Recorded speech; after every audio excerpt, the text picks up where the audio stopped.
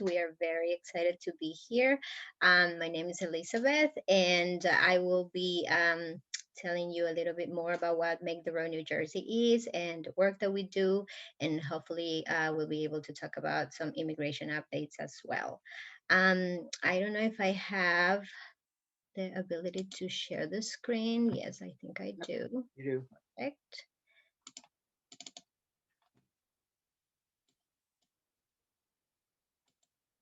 Are you able to see my screen now?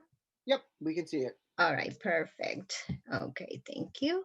All right, so Make the Road New Jersey, for the ones that are not familiar with our work, we are a nonprofit immigrant and workers' rights organization founded in the late 2014. Make the Road New Jersey builds the power of immigrant and working class communities to achieve dignity and respect. And we do that through four key components that reach thousands of families every year. One of them, the community organizing to change the systems and power structures affecting our communities. How we do that, we get together with community members via our committee meetings every week, almost every day, where we talk about our campaigns, we prepare, we make plans, and also we offer trainings and give them information about the current services that we are offering. Also, we have legal and support services to tackle discrimination, abuse, and poverty. Our legal services are focused on immigration and support, policy innovation to rewrite unfair laws and policies and to make our democracy accountable for all of us. That's the key component of our work, right? We work with our community members and we educate them in how to affect policy making, and that's what we have been able to see, and you'll be able to see in the next slides as well. Transformative education to develop leadership by amplifying our community members' abilities to become leaders in our community. Part of this transformative education are some of the services that we offer, such as Esl Classes, where Eric has been supporting for years now, and we're very grateful for. Also, a drive-in school. We offer Know Your Rights trainings. We have a leadership school that makes our community members great leaders in the future. Some of our work, some of our victories, some of you may be already familiar with, but we'll just go over them very quickly. As you may know, we were able to gain financial aid for the Dreamers and undocumented students. That was a hard-fought work by our youth who really show the power of organizing. And thanks to that, our youth is now able to apply for college and access financial aid for that. Universal representation program. We were able also through our work to get some funding in order to help offer legal support for the people that are detained in immigration prisons. Also through our activism, New Jersey was able to divest from private immigration prisons.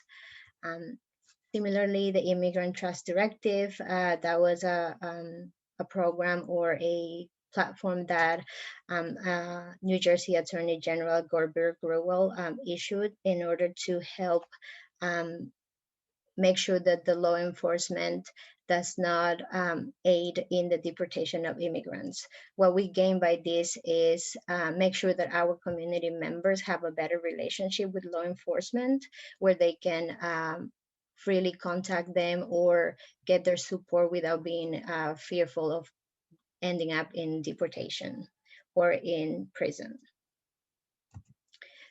And this is something that's very dear to us, the driver's licenses campaign, which we won in 2019. But basically, this was one of our first campaigns that we started working when we first started. And this allows undocumented immigrants and other people the ability to access a driver's license. And so it actually just started happening in May, and our people are now able to apply, and if they're eligible and they have passed the test, they're able to get a driver's license or an ID regardless of immigration status. So this is a great victory, and this just shows how much the power of our movement and our people, makes in order to create new policies that will make our communities more engaged and, our policies more inclusive. This is a great victory, and we're very, very happy and proud of that. Some of our services, we have been able to continue to offer these services through our community members around the state of New Jersey, in spite of the pandemic crisis, which made everything difficult, especially for our undocumented community. We know that thousands of undocumented immigrants, most of them essential workers, they have been left out of the pandemic relief and any other unemployment benefit, and they have been struggling to make ends meet. Some of them lost their jobs and they got sick. Some of them passed away, and they had to come back and find ways to get more income and get jobs, sometimes putting themselves at risk, but because they don't have any type of relief. So we have been scrambling and finding ways to support our members that way. We set up a fund in order to get some money to help our members, support themselves. It's not much, but they have been able to do things such as buy groceries, pay their medical bills, maybe even in a little bit. But some of these efforts have been really, really hard for us to manage because we lack the funding and because our undocumented immigrants have been left out of these reliefs, and they have been trying to survive for over a year now. We still are working and fighting in order to get more funding, and we will talk about that campaign in a little bit. Some of the services that we offer are our amazing legal services. We have an amazing legal team that offers high quality pro bono legal representation to individuals in a range of immigration cases.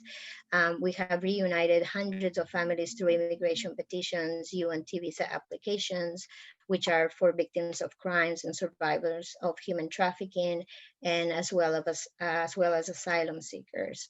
We've also helped hundreds of individuals naturalize and renew their Daca, especially during the Trump administration, where the Daca program was under attack. We also offer dozens of Know Your Rights trainings to our members, and that's how we build our community, and that's how we educate our community to be able to be better advocates to themselves. We also offer now, during the pandemic, we had to find ways to create more support forms for our community members. So we created these COVID legal clinics where we host and we help support our members through access to aid and how to navigate the legal issues that they have because of the pandemic. Through regular Spanish language updates on COVID regulations, various relief programs, and vital protections, our team works to keep the community informed and safe. So we have our website where we put all these regulations and information in a language that's accessible for them. And we also are able to help them if they have any issues specifically regarding evictions and things regarding COVID relief. Healthcare access, this is another of the services that we have been implementing. And this health access program works to ensure immigrant families are able to access and navigate healthcare and learn their rights in a healthcare setting. Make the Road New Jersey also offers COVID-related wellness and mental health support groups to ensure our community members have access to the additional support they need to manage these challenging times. We know that many community members have gotten really sick. Many of them have lost loved ones, and we have lost community members. So this has been a very difficult time for all of us, and we have been able to find some support in this sense as well. We offer our ESL classes, which are one of the most popular programs that we offer, and it reaches hundreds of students every year. Most of our students are adult learners, and the program really is amazing and popular, and we are very happy that we are able to provide. we also offer drive-in school. This is a program that we created after the driver's licenses law passed. And in order for us to help our community members navigate the application for a license process, we created this program that we call Drive-in School, which is a program that prepares the students in order to take the knowledge test for the driving license process. We also offer some clinics and workshops to teach them how the process goes. And we are collaborating with other organizations such as the NLG and the ACLU in order to provide some legal support to our members and anyone that feels that may need legal support before they apply for a driver's license, specifically for the ones that may have issues in the past regarding traffic violations, maybe immigration, deportations, or any type of legal issue. So we are currently holding these legal clinics, which are free and open to anyone. Soon we'll be sharing some links also if you feel like that you need. We probably will share them via email if you need. I've also been dropping them in the chat, Elizabeth. So Great. I'm not able to see it now, but great, thank you. The Student Success Center, this is one also of our most beloved programs because it involves our youth, right? In 2019, via innovative partnership with the Elizabeth Public Schools, we launched this program that we call now the Student Success Center, which is completely youth health, right? In the first year, and because we were interrupted by the pandemic, still the SSC facilitated college access trainings for over 2,300 Elizabeth Public School students during the whole district.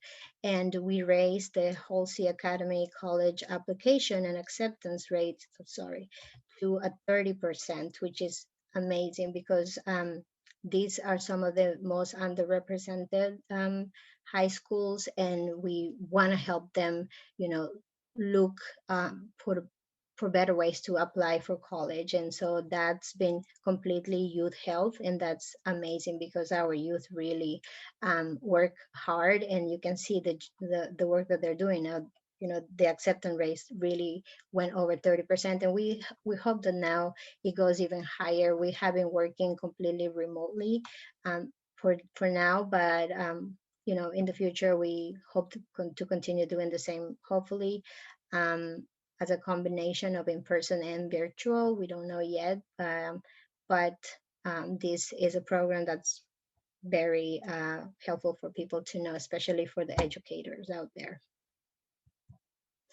And now our campaigns, and I think on this part, I'm going to let Sara talk more because she works on these campaigns daily and very, very hard every day. And it's been a pleasure for me to let you know a little bit about what Make the Road is. And I'm just going to pass it to Sara. Okay, thanks, Elizabeth. But before Sara starts talking, that was a lot of information about what Make the Road does, because Make the Road does a lot of things. So any questions about any of those programs, either the driver's license, sort of the driver's classes, the ESL classes, the youth clinic, any questions about the Daca clinics, any questions? I see there's a hand from somebody. Nancy, yep.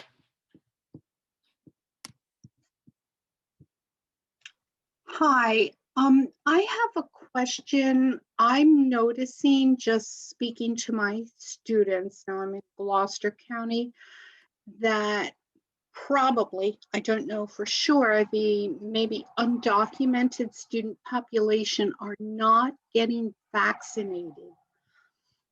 I'm not sure why. Do you have any knowledge or understanding as to why that's happening?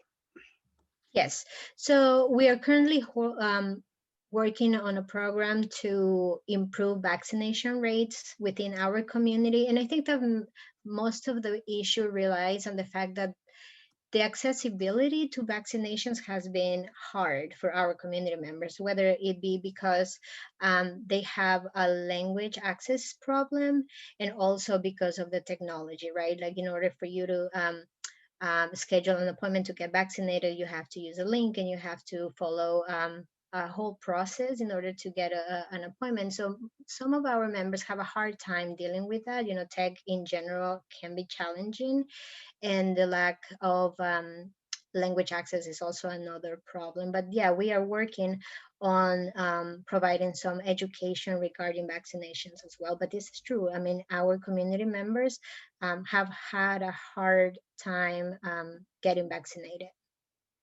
I would also say I that, was wondering if it's because they didn't have an ID, because our college is the mega site and you can just go now. You don't have to even get an appointment. Well, people that are getting vaccinated, they do have to show an ID. I don't know that, I haven't heard that that's the issue. From what we've heard, because from our community members, accessing it and the difficulty of making appointments or, you know, diving through the tech pool has been the main issue. And the state actually can't require a site, like the site cannot require you to produce an ID. And, you know, if you're seeing sites that are requiring that, I would encourage you to reach out to the Department of Health, because they're not actually allowed to require ID. And we've been working with the Department of Health to make sure that there aren't onerous requirements. I mean, I do think one of the other issues is just that there's, you know, so many folks have been outside of the healthcare system for so long that they're, you know, they may not have the same access, may have concerns about whether they're eligible, even though, of course, they are eligible to get vaccinated. And so I think even though, you know, a lot of the barriers around technology have been removed, there are still lingering concerns in the community, and, you know, just like a generation of lack of access to healthcare. I would also say among my No. students, what I see is the variation that we see in the general population, right? Which is that there's some students who are anxious about getting vaccines because of vaccines. So, you know, in addition to some of the structural issues that Sara and Elizabeth are pointing to, some of our students are just like everybody else, right? There's some of them that are reluctant to get vaccinated for whatever reasons. They're not sure about the science. They want to see things play out a little bit longer.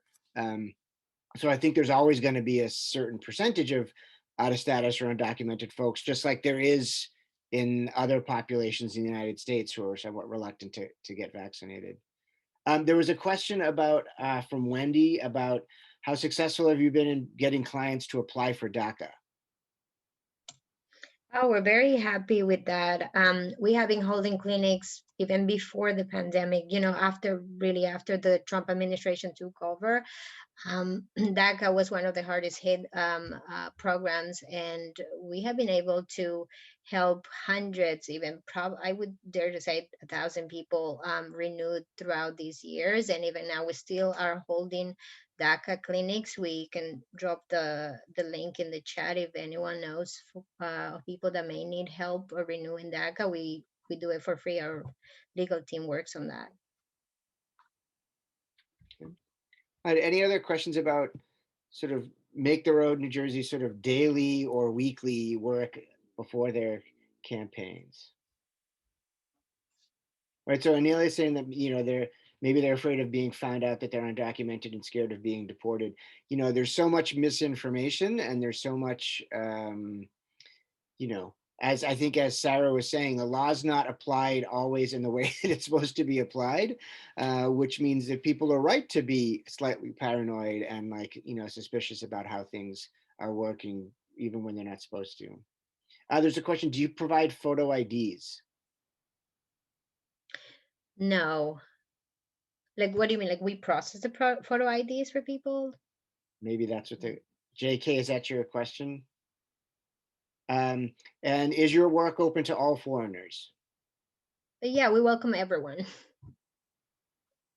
Yes, I was talking about photo IDs to take your HSC exams. Yeah, no, so Make the Road doesn't process or create photo IDs. Okay, thank you. Yep. although it's part of an initiative to create municipal IDs in Elizabeth, which would result in having an ID. Okay, so maybe at this point we can turn it over to Sara to think about stuff that's hot off the presses in terms of current campaigns.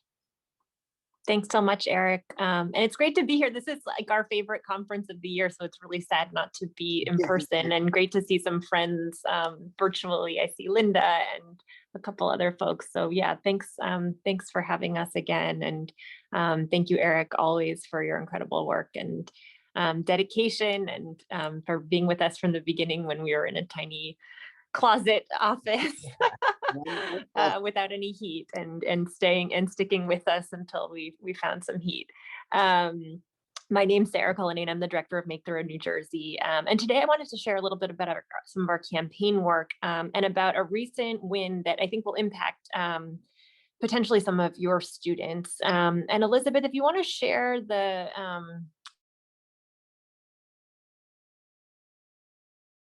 my phone, so sorry for the weird angle.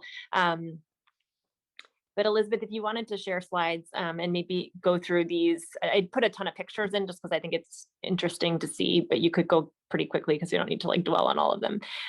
Thank you. So Recovery for All. So, as you know, undocumented immigrants have been ineligible for aid for the entirety of the pandemic, even though they've been working frontline jobs like delivering groceries, making sure packages arrive, putting food on the tables, cleaning hospitals, being healthcare workers. They when they lose their jobs, they're ineligible for unemployment, for pandemic unemployment, for the stimulus, despite paying hundreds of millions of dollars into the system. So we know that undocumented immigrants in New Jersey have paid $600 million every year in state and local taxes. And through payroll deductions, they've paid $1 billion into our unemployment system over the past 10 years. But if they lose their job, they're completely ineligible. And so what we've seen, within our membership and our client and student base is just really extreme economic devastation. It impacts health, it impacts families, it impacts kids. And so our members launched a campaign called Recovery for All now more than a year ago. And at first the campaign was all indoors because it was during the lockdown. And so we did online rallies, and everyone banged pots and pans out their windows. And then we were able to sort of, come outside and host a lot of different actions. This is an encampment that we did in Trenton over the summer. And the legislature introduced a bill to provide relief. Unfortunately, we were unable to pass the bill. And so, for a year, we fought really hard. We put out 2 different reports based on surveys of undocumented immigrants across the state, sent postcards, developed petitions, had sign-on letters from public health officials, from mayors, from labor unions, building as much support as we could for these excluded workers and their families. And Eric also did an awesome action in his ESL class. And we did, bike parades and you name it, we did it. And, this campaign was led by our members who, have been really fighting for relief and just fighting for their dignity to be recognized by our state. And this is a women's march that we did on International Women's Month, the March of Excluded Women, domestic workers. The campaign progressed such that we were able to push, after calling 180,000 voters, we were able to push the governor to take executive action. And last Friday night, he announced a program. It's called the Fund for Excluded New Jerseyans. And it's the first time our state is stepping up to provide relief to undocumented immigrants specifically. And what the fund will do is provide $1,000 for individuals who've been left behind from relief and $2,000 to households. We know that the amount that it is right now, $40 million, is not enough. Oh, this is Dolores Huerta, who joined. We did a hunger strike towards the end of the campaign to really put pressure on. And Dolores Huerta joined us on Zoom to lend her support, in addition to a lot of other people. So this is the fund. It was announced Friday night, and it will provide $1,000 for individuals, $2,000 for households who earn less than 200% of the federal poverty level or poverty line. And this is a fund that's available to anybody that's been excluded from federal aid. So it means undocumented immigrants. We do anticipate that there may be some U.S. citizens and others who apply who, for whatever reason, may not have qualified for the stimulus. Potentially people who are returning citizens after being incarcerated, or others who may not have had, been able to meet the requirements for the stimulus or unemployment. You can go back actually one more. And so this is the fund. It hasn't launched yet. It will likely launch in a couple of weeks. And if you want to stay involved, you can follow us on social media at Make the Road New Jersey, or text Relief NJ to 52886. What we're going to push for now is an expansion of this so that everybody, all 500,000 undocumented immigrants in the state, can be eligible, so that really every family can get real relief. Our campaign was, the sort of demand of our campaign was to create a separate unemployment system for undocumented immigrants who are excluded and lost their jobs, and these sort of stimulus-like payments. And so we'll continue to push and work with the legislature to try to win an unemployment system. And we have some good news, which is that the American Rescue Plan funds, the Treasury issued guidance yesterday or 2 days ago, and there are no restrictions based on immigration status. So the state is receiving $6 billion through the American Rescue Plan, and they can use those state and local funds to provide cash assistance. So we hope that there'll be a new influx of funding, and that this initial fund can be replenished so that more people can get access.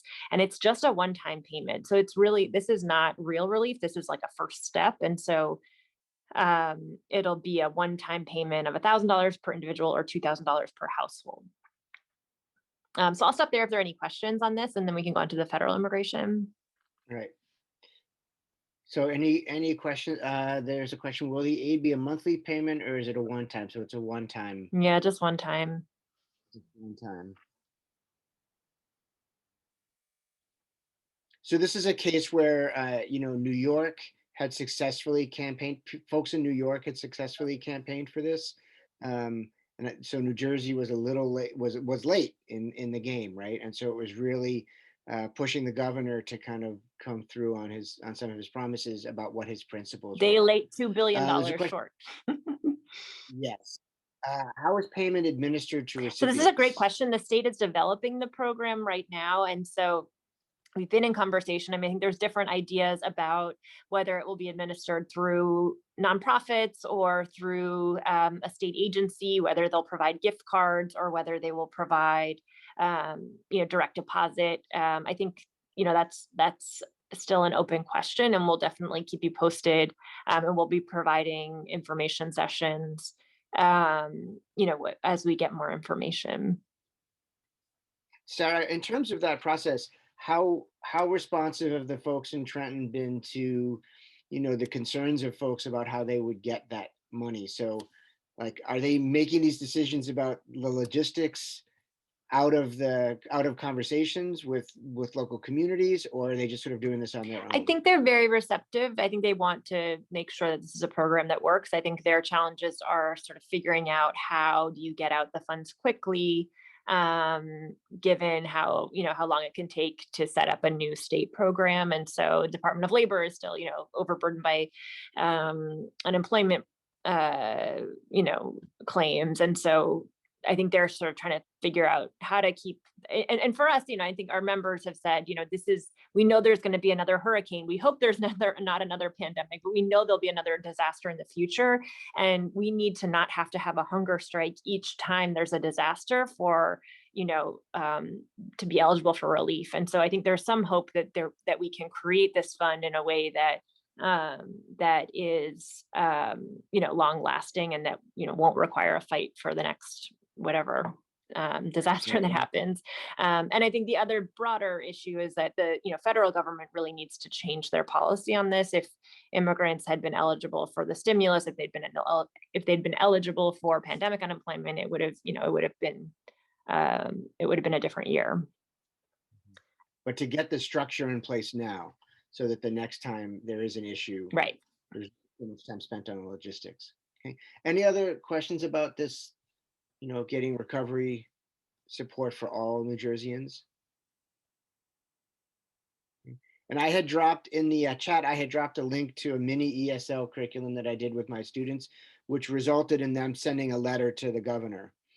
So it was really great to see the students themselves writing a letter to the governor asking for this. That's great. Okay. All right, good. So that's an important. So Wendy wants to know tips to be successful in engaging students and community members in these sorts of campaigns and projects. Yeah, I mean, I think that's a great question. So, with Eric and Elizabeth, we've developed curriculum that's about sort of understanding how, learning about how power and government works in New Jersey or in the federal government. So doing a lot of popular education as part of any community work that you do, and then getting involved in different campaigns. So we have a coalition called the Recovery for All Coalition, and we welcome any organizations to join. And I think, joining up with other organizations to get involved is important. One way during the pandemic, we have nightly meetings of different committees. So our members join committees to work on immigrant rights, to work on workplace rights, to work on youth issues. And we used to meet in person. Now we've been meeting on Zoom. And so we spend, every night there's a couple hundred people coming together to organize around these issues. And so just spending a lot of time sort of building sort of spaces where people can learn about, how to build a campaign and then take on a campaign. And I think, we chose this campaign because it's what our members said was the most important issue. And that's why we started fighting. And so, we're happy to share. We have a lot of PowerPoints and materials about how we develop this, but it's our members that are creating the the different actions and the different strategies that we're taking to then pressure. Right. I mean, as part of that, Sara just said that their members chose that. So one thing that's important to highlight, which is that once a year there's a member meeting where all the members put forward ideas for campaigns and advocate for particular campaigns that the organization will take up. And then the members themselves vote on the priorities for the campaigns. So it's not done in a completely ad hoc fashion, right? There's a yearly strategy meeting and basically identifying what it is that people want to work on. So rather than sort of asking for buy-in, right, there's ownership, right? Because people are literally members and then they get to vote on the campaigns. Wendy, how do you become a member? You sign up. Well, I think the link is at the end of the presentation, so we'll send it to you. Yes. Okay, great. So then another campaign, Sara? Great. So yeah, we also just wanted to go over some changes to federal immigration law. I feel like most years when we've done this presentation, it's always been bad news, and here's a little good news.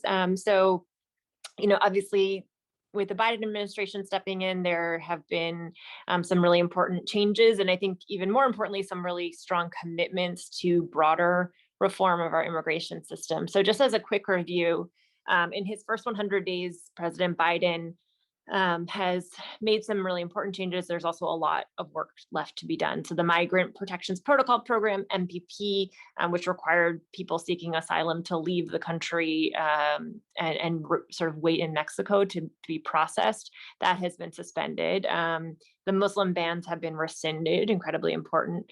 And President Biden issued a 100-day deportation moratorium on his first day in office. Unfortunately, and I think we're going to see this a lot in terms of any executive action that he tries to take, the federal judge in Texas, the same court where DACA was ended or challenged, blocked the deportation moratorium. And in fact, deportations have continued at a pretty intense pace under Biden, unfortunately. He's also designated Venezuela as a country where people can receive TPS, or Venezuelans who are here can receive TPS, temporary protected status. He reinstated Daca, and he rescinded the public charge rule, which is a really, or the Trump public charge rule. There still is public charge as a sort of doctrine, but the sort of really harmful public charge rule that became sort of a wealth test for immigrants to be able to get a green card has been rescinded. So these are some of his initial steps in the first 100 days. Do you want to go to the next slide? But we know that there's a lot that could be done. So we know that at the border, migrant children and families have been detained, and the border continues to be closed for the pandemic. Although there are now certain exceptions for people who can come in, but every day there are tens of thousands of people that have been, or thousands of people that have been expelled. While there was an initial decrease in detention and really historic low detention rates in the beginning of the Biden presidency, we're concerned that numbers of detention has been rising again. And the refugee cap, I think we saw here that the Biden administration had not lifted the cap in a way that advocates have been pushing for, and after a lot of pressure, he then lifted the cap to allow more refugees in. But I think it was slightly concerning to see, or very concerning to see, that he hadn't decided to sort of roll back some of Trump's restrictions on refugees immediately. And then, that's sort of what Biden has been doing alone. We know that for an overhaul for immigration reform, we need Congress. And so if you want to go to the next slide, I can share a little bit more about Congress. So, there's been major efforts in Congress to provide an overhaul of our immigration system, first being the Citizenship Act of 2021, which is sponsored by Senator Menendez, and which would provide a pathway to citizenship for almost all 11 million undocumented people. Biden has come out to support this. I think what we're seeing is a really, it's a very comprehensive bill. It's not perfect, but it's probably the most progressive omnibus sort of overhaul of immigration that we've seen in the past 30 years. But it still has not a lot of likelihood to pass in the Senate. The Dream and Promise Act passed in the House, and that would provide a pathway to citizenship to people who have Daca, or people who came as children and have pursued some type of education or work in this country.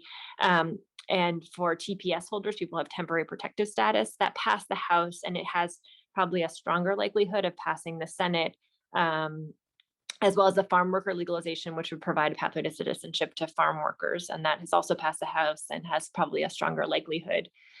This fourth bill is sort of a way of, and this is a very sort of new idea, but it's a way of thinking about how do you, if we can't get 60 votes in the Senate to pass the Citizenship Act, can you use the process of reconciliation, budget reconciliation, which would only require 50 votes in the Senate? And even that is going to be, hard to find. But the essential worker legalization is basically a move to try to legalize or put on a pathway to citizenship workers who've done work during the pandemic that could be deemed essential. And there could be as many as 5 million undocumented immigrants in the United States who are essential workers. In New Jersey, there are about 209,000 undocumented immigrants who are essential workers.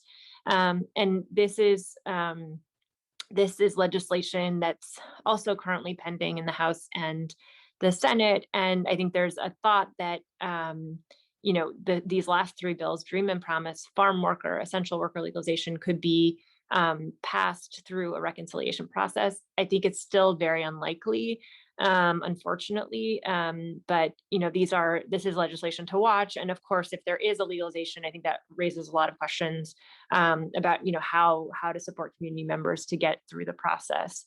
But for now, these are the proposals that are on the table. And if you want any more information about it, I would check out the We Are Home campaign. We're part of that campaign. It's a big national campaign pushing for a pathway to citizenship. And yeah, I'll stop there. I think that was the last update I had. Are there any questions on the sort of federal landscape? Yeah, so while folks are thinking about what questions they might, I have a question about the farm worker legalization part, which is that how well integrated are the various parts of the state in thinking about, these sorts of campaigns? In our counties up here in the north, I don't think we think that much about farm workers, right? But in the southern parts of the state, undocumented farm workers are a real presence, right? There's a real population of undocumented farm workers in certain parts of the state. How well are those organizations that support them connected to the broader sort of New Jersey immigrant justice project? Yeah, I think that's a great question. So Kata is the farm worker group in South Jersey, and they're very, I think, very plugged in and sort of have been leading on a bunch of different efforts. I think the groups that are maybe less plugged in are farm workers who are maybe in Hunterdon County or Sussex, who are, not, the populations aren't as large, but I don't, there aren't as many like sort of organizations there that that represent those workers. Yeah.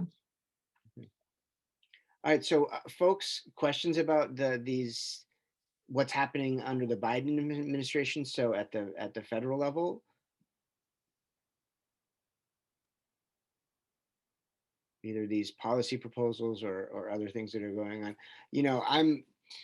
I feel like the deportations of Haitians really flew under the radar, and those were very intense in terms of the number of people that they deported back to Haiti. And I really wish the media would have picked up on that more and spent more time talking about that. Yeah, that's a really important point. In a moment when the administration was trying to say that they were going to do a moratorium, they were actually deporting thousands of Haitians in a really dangerous way. Yeah. All right, so any questions about those campaigns? Or questions about what's happening either at the state level or the federal level when it comes to immigration reform or support for immigrants? Yeah, Larissa?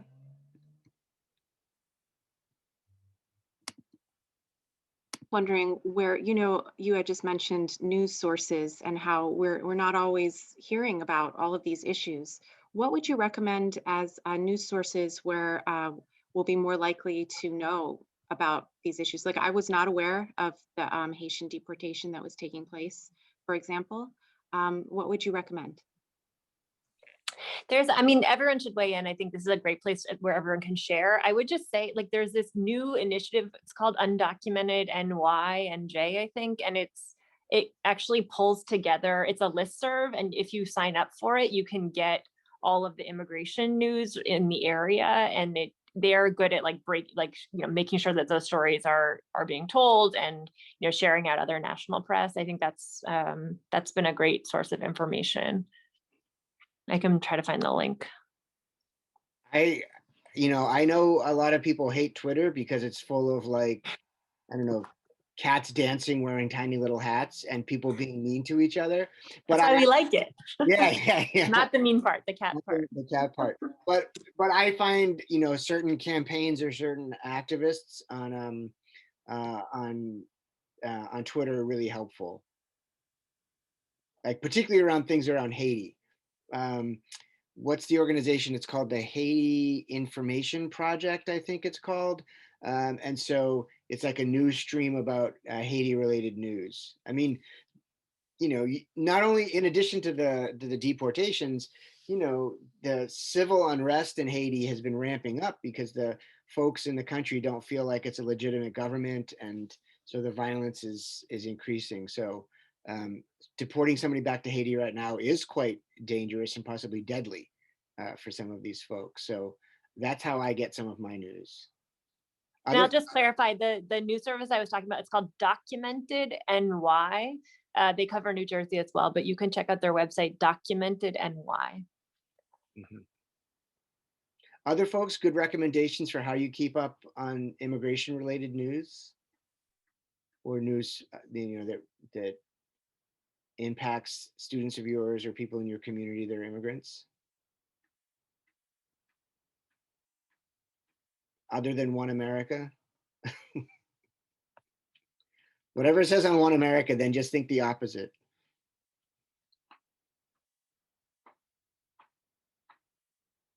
All right. So, but I think I think the answer to your question, the fact that people don't have dozens and dozens of options, I think shows the point of your question, right? That there's not a lot of great sources out there.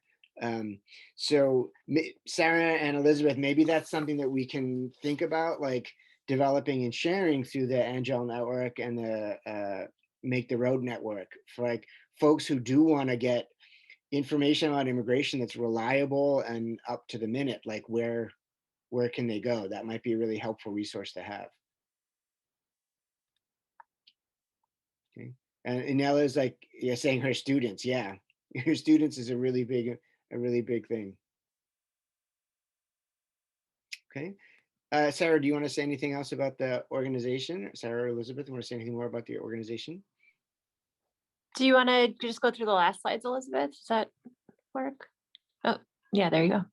Yeah, so these are, this is just how you can stay in touch. And if you want to join, we have our offices in non-pandemic times are in Elizabeth and Passaic, and we're doing work in Perth Amboy and Newark. But you can find us virtually at maketheroadnewjersey.org.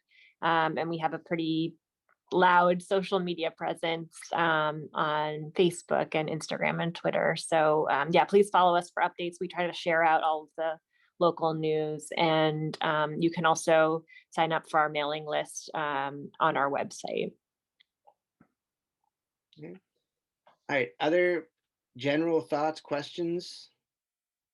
How we support our, as Cornel West would say, our precious immigrant brothers and sisters?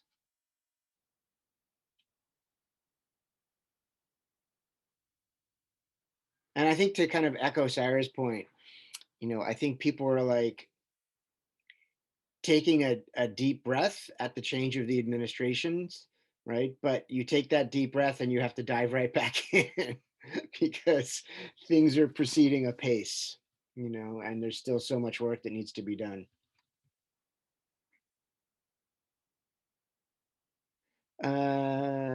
Yeah, so can I give the info directly to yeah, I think you can share. The whole idea of Make the Road is that folks, anybody from any walk of life can join and become a member of the organization. Elizabeth, in the driving school, I know that this is a New Jersey driving school. Does it cover stopping for people in crosswalks? In the classes? Yes. Of course. This is something that needs to be done statewide. I was driving with a friend of mine, an otherwise upright, respectable, progressive person, and he just blew right through a crosswalk with somebody in it. And I was like, what the heck? And he's like, it's New Jersey. And I was like, I know it's New Jersey, but like, you got to stop for people in crosswalks. I live in Montclair, and it's terrible in Montclair. And my kids will be like at a crosswalk and they'll count. They'll like literally count the cars that won't stop for them while they're in the crosswalk. It's terrible. I can think of some other Jersey specific driving things that I would put in the driver's license class as well. All right, other thoughts? All right, well, I want to, let me drop I'll drop the link in for the PD.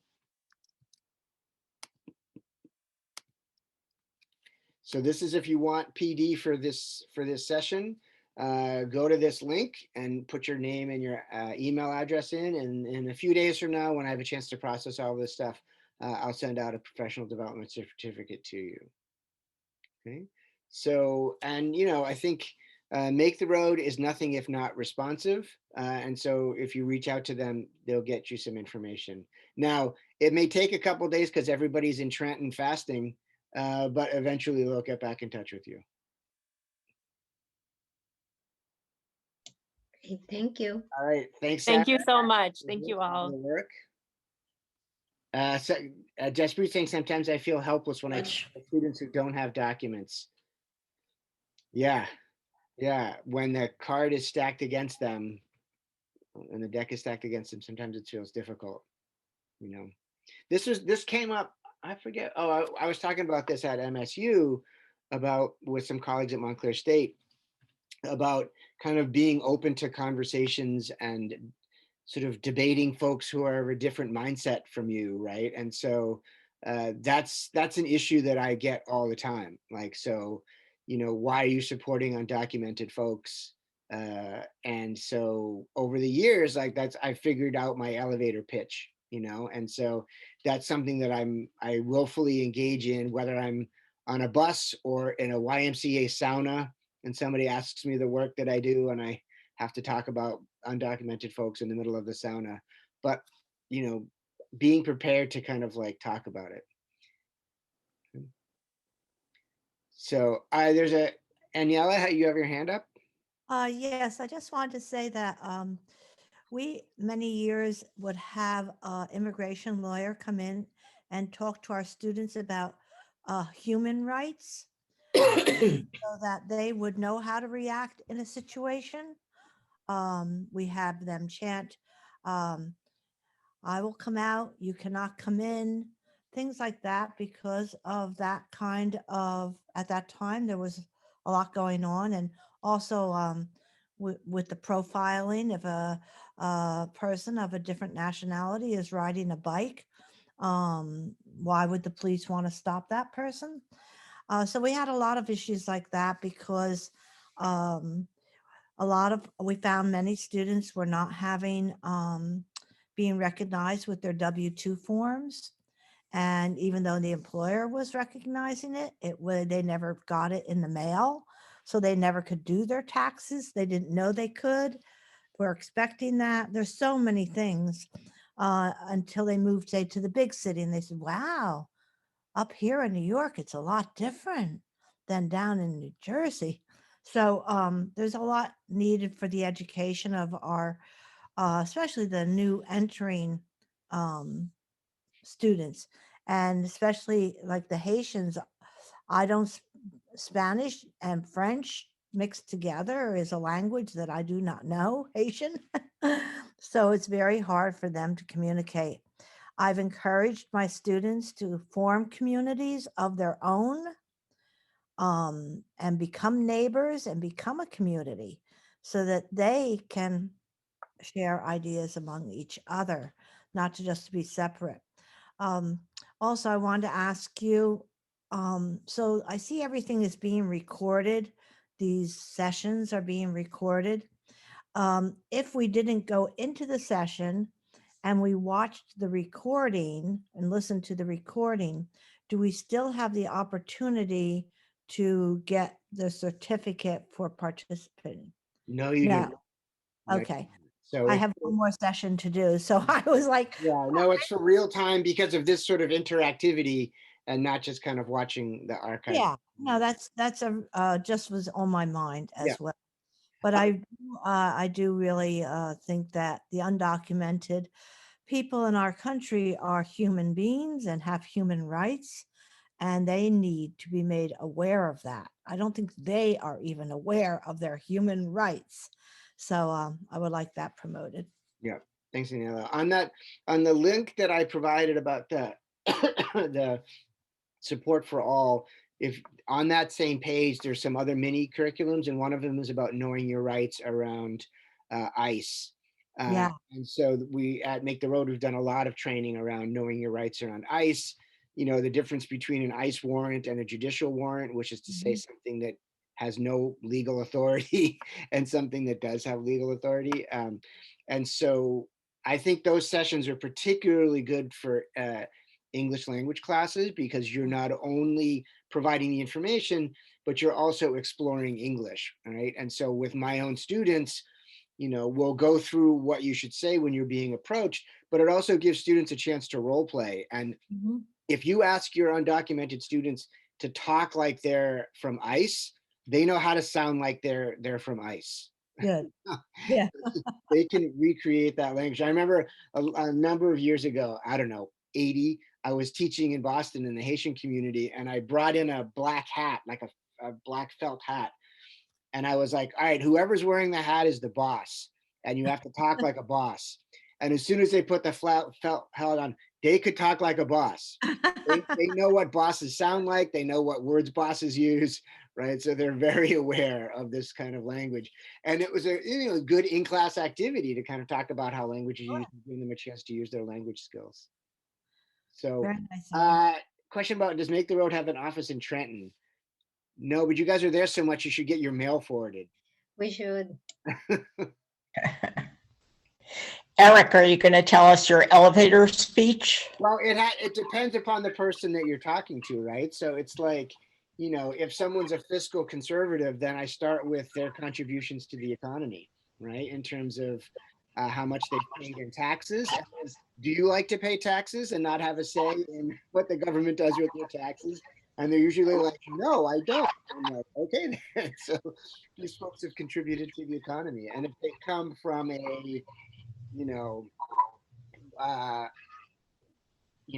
immigrants aren't Americans, and I'm like, oh, so tell me about your family. And they're like, oh, we're proud Irish Americans. And I'm like, oh, so how did your family get here then? Yeah. And so I tend not to jump right into like recognize their rights. I'm sort of like, so, how do you frame things? Oh, you think about money? I'll talk about money. You talk about heritage and identity? I'll talk about heritage and identity. Right? Or, oh, you don't like big companies either? You don't like bosses that like mistreat people? And like, oh, okay, here's folks that are experiencing the same things that you're experiencing.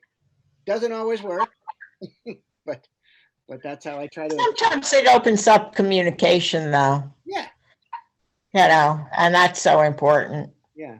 But it takes, I mean, I think those types of things take a long time, right? Like anything, like, and because the reverse is true. Like when we have our minds changed about something, it's typically not because someone told it to us once, right? We change our minds because we're involved in a conversation with somebody and we reflect and we reconsider, and then and then we change our minds. So I think the same time that we would ask for ourselves, we have to be prepared to give to other people if we want to engage them in a conversation. True. Okay. All right, any other questions? All right, thank you so much, Elizabeth and Sarah, and thanks for all of you for your questions and coming. And then take care and stay safe out there. Excuse me, Eric. Yes. A quick question, because this goes to. Oh, Laura, you just muted. Yep. Now you're muted again.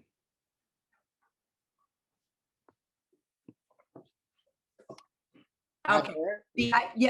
Okay. The idea that people should support undocumented immigrants being allowed in and in mass numbers without getting COVID testing. How do you address that?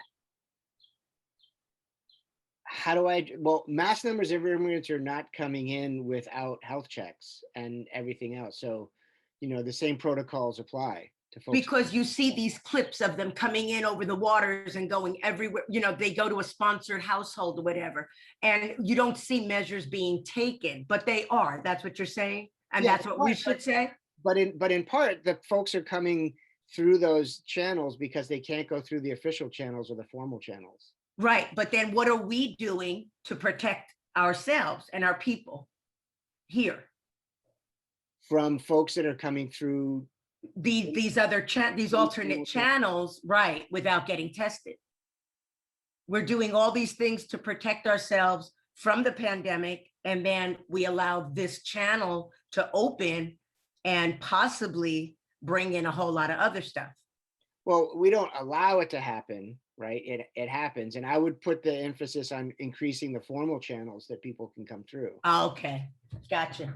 That's what I would say. All right. Thank you. And thank you for this totally informative workshop. My goodness, I wasn't prepared that there would be all this. Yeah. But I thank you and thank the presenters very much. Yeah. No, but Laura, I think that's the type of like real world question that's important, right?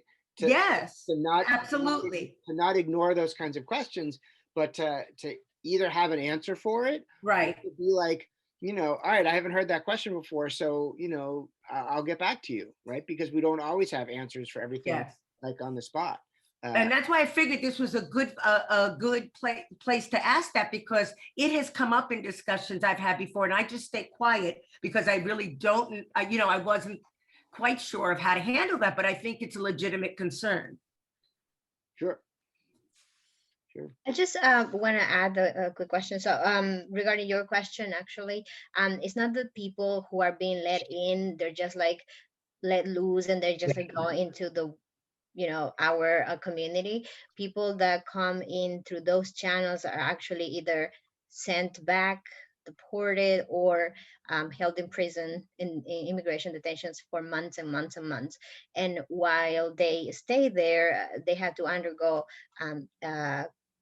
physical examinations and including vaccinations, and especially with children. So I don't know if that helps, but that's some of the information that I can provide. And for the people that come through the legal channels, they cannot really enter the United States without proof that they have a tested negative to COVID or had a vaccination.